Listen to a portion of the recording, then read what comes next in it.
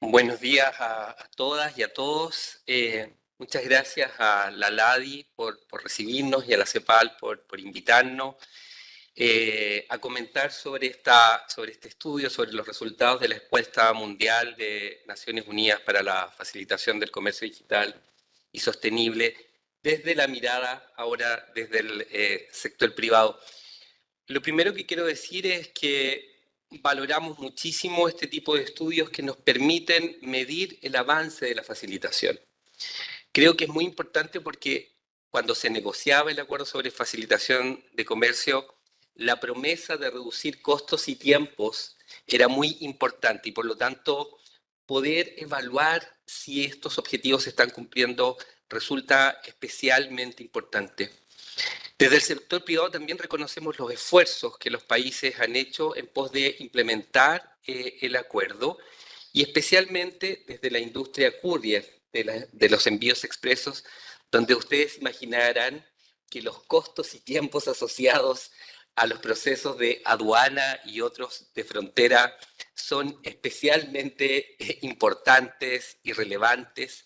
De ahí que el artículo 7.8 nos trata especialmente en el acuerdo. ¿Y qué decir del aumento explosivo del comercio electrónico en estos años, que de alguna manera ha venido a modificar, ¿no es cierto?, las formas de consumo? Y supongo que, aunque en la pandemia hubo un pic que hoy día ha vuelto a la normalidad, seguiremos experimentándolo porque de alguna manera me parece que el comercio electrónico llegó para quedarse.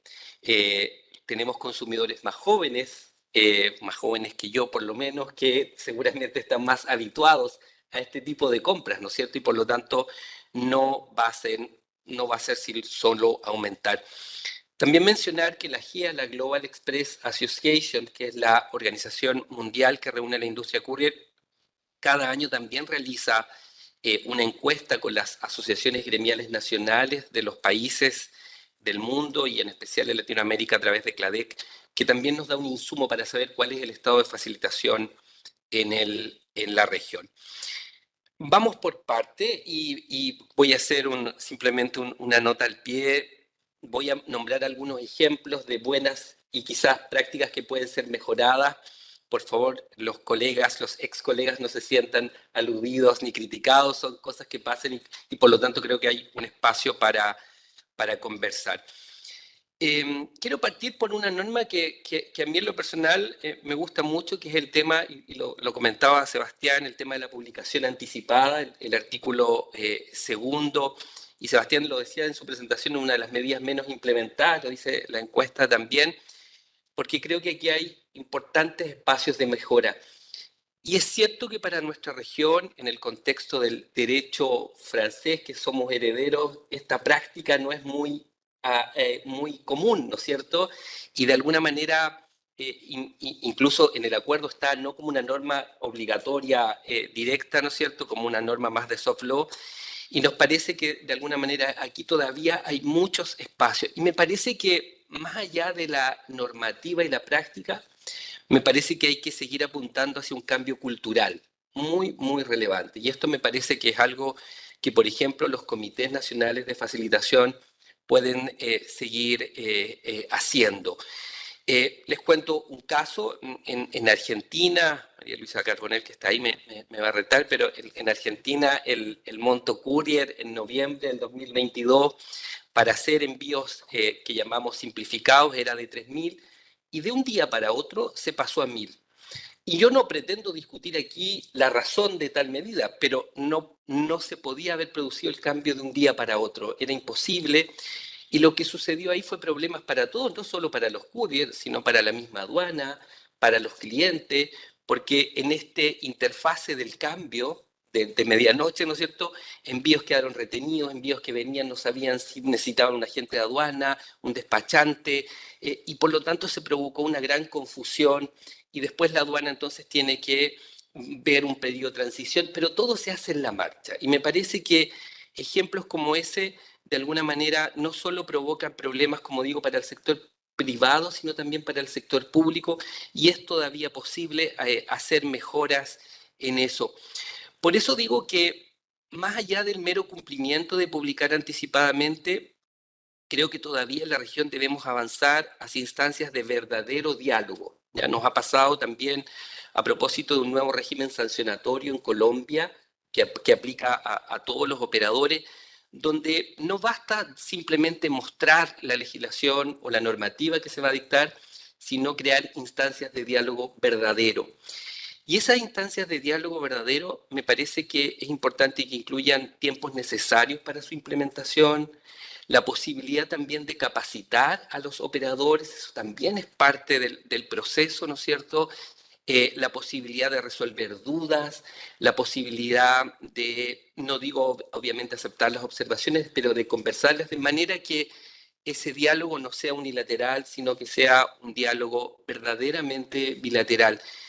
Y me parece que en esa implementación ganamos todos, apuntamos hacia algo que es muy importante y que la Organización Mundial de Aduanas destaca como el cumplimiento voluntario, ¿no es cierto? Eso es lo que queremos. Yo siempre digo, antiguamente, espero, las aduanas se medían por el número de multas que cursaban, ¿no es cierto? Y me parece que debemos cambiar ese paradigma. Lo que deberíamos, una aduana exitosa debería ser una que obtiene un alto grado de cumplimiento de la norma y donde las multas son escasas y obviamente aquellos que pretenden cometer alguna infracción o delito deben ser severamente sancionados. Pero la mirada debe ser distinta y yo creo que esta norma, por eso digo todavía, me parece que todavía hay mucho más que trabajar. Respecto al régimen sancionatorio, en el artículo 6.3 del acuerdo, también me parece que ahí todavía hay espacios para trabajar. Me parece que en la región todavía hay una cierta desproporcionalidad en la aplicación de sanciones. No pueden cerrarse empresas, clausurarse empresas, aun cuando sean suspendidas por simples multas que no conllevan delitos como el de contrabando, fraude aduanero, y obviamente no pueden aplicarse multas que en algunos casos son 100 veces el valor de la mercancía. De nuevo en el contexto del e-commerce, cuando yo a veces importo un teléfono y hay un dato mal declarado, bueno, no me pueden aplicar una multa equivalente a 100 veces el valor de la mercancía. No corresponde, es absurdo y me parece que todavía hay que trabajar. La encuesta, los resultados de la encuesta, y también lo mencionaba Sebastián, hablan del operador económico autorizado, gran promesa aquí de la región, y la región ha trabajado, yo diría, de manera muy bien este tipo. Sin embargo, me parece que todavía hay muchísimo que avanzar en este ámbito, sobre todo porque el programa en la región no está abierto para todos los operadores, ¿ya? Y eso yo lo comprendo efectivamente. En general se parte por importadores, exportadores, agentes o despachadores, despachantes de aduana, y después se van incorporando más. Quizás México es uno de los que más operadores tiene incluido en la cadena. Sin embargo, desde mi posición actual, muchas veces acudimos para pedir que se aplique a la industria courier. Sin embargo, me parece que todavía el tema de los beneficios está al debe. Los beneficios todavía tienen que, y aquí me parece que el diálogo es fundamental, implementarse de manera más concreta.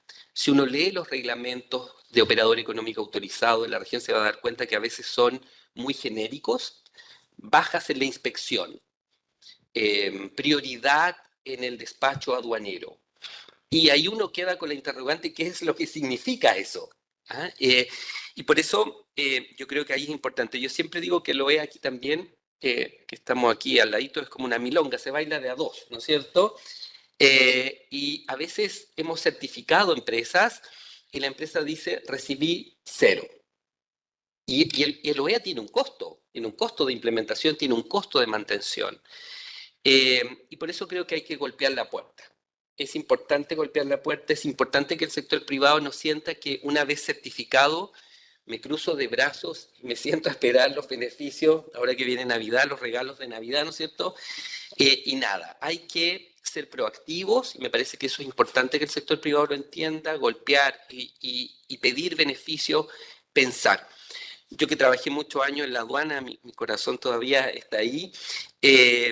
Cuando uno está en la aduana es difícil visualizar el negocio. Le cuesta a uno, sobre todo del transportista, del almacenista, cuáles son los problemas. Y por lo tanto le corresponde a ese sector decirle a la aduana, mira, tengo este problema, a lo mejor con la certificación podría solucionarse. En este caso, me gustaría destacar buenas prácticas. El caso de Paraguay, por ejemplo, la aduana de Paraguay hace ya más de un año nos dio la posibilidad de acompañar el proceso de apertura del programa OEA para courier y para agentes de carga. Y pudimos efectivamente hacer una lista de regalos, ¿no es cierto? Y obviamente no aceptaron todo, pero no importa. Parte de los beneficios que propusimos hoy día se están implementando y hemos reducido tiempos en el despacho aduanero. Y eso es lo más relevante al fin del camino. En el caso de Guatemala también, producto de un diálogo en la CIECA, además que nos sirvió de foro de diálogo, también implementamos ciertos beneficios, que es muy particular en el caso de Guatemala, que es cuando el cliente importador es OEA y trabaja con un courier OEA, recibe beneficios también aplicándole canales verdes en el proceso de implementación. Ese tipo de ejemplos demuestran que el diálogo da frutos, que la posibilidad de aportar ideas son importantes. No hay normas en el acuerdo sobre facilitación de comercio sobre e-commerce propiamente tal, pero obviamente siempre ahí nos vamos a referir al artículo 7.8 sobre envíos urgentes, nombre también un poco equivocado ahí, pero parece que fueran siempre urgentes, no necesariamente urgente, pero en fin. La encuesta también los trata, la mayoría, yo diría, de los países tiene implementado un sistema de envíos urgentes, aunque obviamente hay ciertas normas, cierta disciplina que no necesariamente está implementada, como es el de minimis. ¿Ya?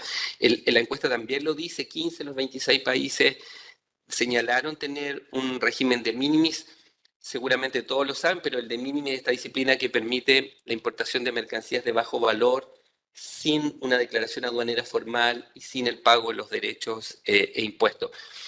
Sin embargo, yo aquí les puedo decir que hay todavía trabajo que hacer. Costa Rica, por ejemplo, aunque publicó la norma en junio de este año sobre de minimis, no está implementado un de minimis de $100.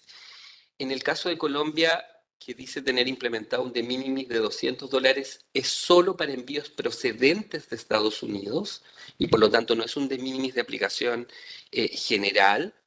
Y aquí también les muestro un ejemplo de buena y mala noticia. Chile este año aumentó su de minimis de 30 a $41, pero la industria nunca supo antes que esto se iba a hacer. ¿Ya? Supimos cuando se publicó en el diario oficial. Entonces, hay una buena noticia, a lo mejor pudo haberse trabajado de antes, era una buena noticia, hay que comentarla antes. Entonces, me parece que aquí es importante. Quiero también, a propósito del e-commerce, destacar algo que Sebastián y también el representante de ASEAL lo hacía y que me parece también importante incluir como preguntas dentro de los próximos estudios y encuestas, y es sobre pymes, sobre la participación de las pymes, cómo la facilitación del comercio ayuda a las pequeñas y medianas empresas, a las mujeres en el comercio, incluso en nuestro continente, bueno, a los pueblos originarios, me parece que también es una pregunta importante. Y me parece que obviamente ahí la facilitación se vuelve mucho más importante, ¿no es cierto? Las pymes encuentran muchísimas más barreras que las empresas grandes y por lo tanto me parece que es necesario apuntar. Hemos trabajado muchísimo sobre e-commerce y pyme, especialmente con la CIECA en Centroamérica. DHL tiene un programa y otros ocurre también, DHL tiene el programa GoTrade para acercar el comercio. Trabajamos en África y en América Latina con pequeñas y medianas empresas. Hay un tema de capacitación, hay un tema de conocimiento. Vamos a empezar a trabajar con Perú en un programa que tiene la aduana de emprender, exportando también muy de la mano. Creemos que es fundamental, las barreras de las pymes en el comercio son importantes y me parece también que este tipo de estudios también es importante que las trate. Ventanilla única de comercio exterior, lo decía Sebastián, el artículo 10.4 me parece fundamental. Cada vez, ¿no es cierto?, nos encontramos que la importación de mercancías requieren permisos, licencias, autorizaciones de otro organismo, eso solo va a ir en aumento, ¿no es cierto? Porque de alguna manera hay más bienes jurídicos que cuidar en el comercio internacional. Eh, y desde la industria estamos trabajando fundamentalmente para que las ventanillas únicas, aquellos países que las tienen, consideren módulos especiales para envíos expresos. Rápidamente, cuando una mercancía que requiere un visto bueno llega al país, traído por un courier, en general hay que avisarle al importador, al cliente, que tramite el permiso, muchas veces en papel, para importar un medicamento, para importar un determinado artículo que requiere de una licencia. Obviamente eso demora, vuelta a traer el papel al courier, el courier lo presenta a la aduana y eso se demora. La posibilidad de que eso se haga a través de la plataforma y pueda haber un mandato del cliente para que este proceso se haga digitalmente a nombre del cliente por el courier es algo que estamos trabajando con CISEX, Sistema Integrado de Comercio Exterior, la Ventanilla Única de Chile, y me parece que podríamos ampliarlo todavía más. Así que me parece todavía importante. No me voy a referir todavía al tema de la infraestructura tecnológica, que me parece que es la gran deuda que vamos a tener en los próximos años en la región, y me parece que la voy a hablar un poquito más adelante. Comercio de papeles, lo dijeron muy bien los dos expositores adelante. Yo creo que hemos disminuido, de todas maneras, algunos países siguen exigiendo documentos en papel, la factura, que la factura sea firmada, que el certificado de origen sea original, y obviamente ahí Aladi ha trabajado muy bien en el tema de los certificados de origen digital. Hay mucho también de etiquetado, se exigen etiquetas en las bolsas de paquetes que traemos y eso me parece que todavía ahí hay que trabajar muchísimo.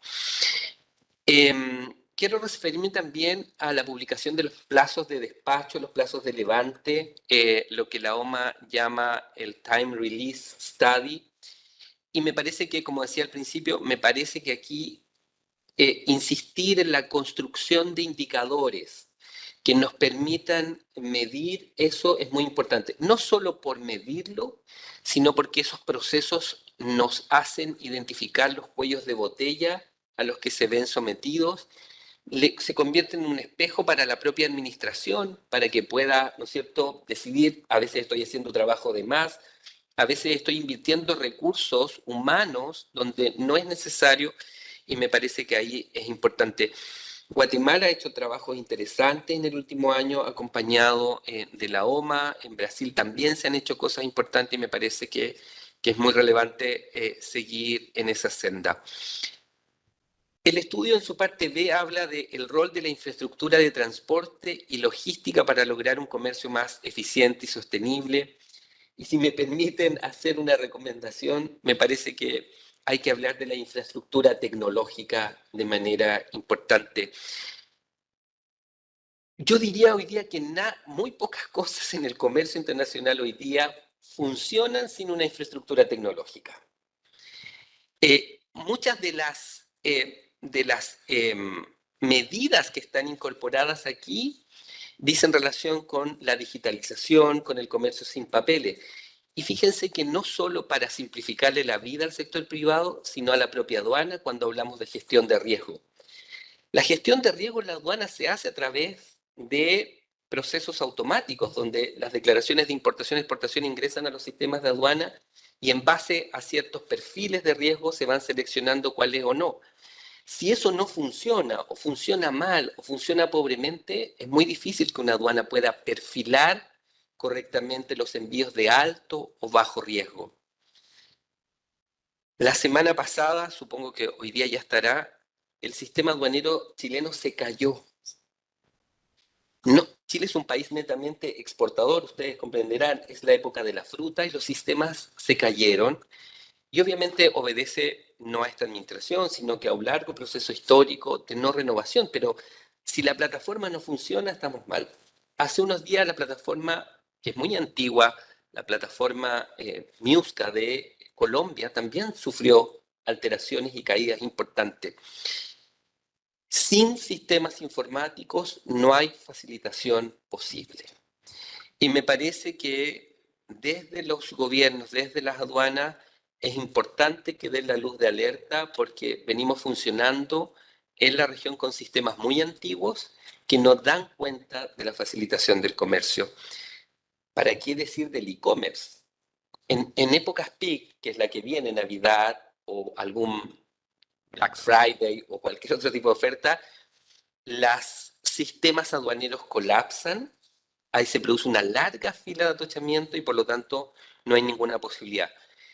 Y aquí también el sector privado tiene una responsabilidad, tiene que estar abierto a cooperar, tiene que estar abierto a disponer, tiene que estar abierto a dar más información y eso también me parece relevante en este proceso, pero me parece importante advertirlo porque me parece que es algo que puede ser muy complicado en el futuro que se nos viene.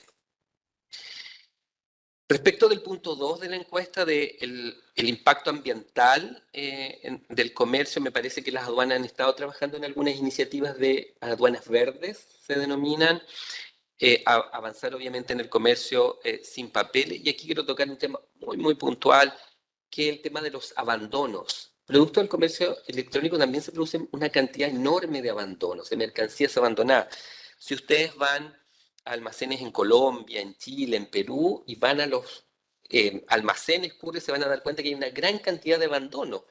Eso se produce por muchas circunstancias, pero también por problemas de información, incluso de los privados, que la persona compra, importa, pero no sabe que esa mercancía estaba grabada con impuestos. Nadie se los dice.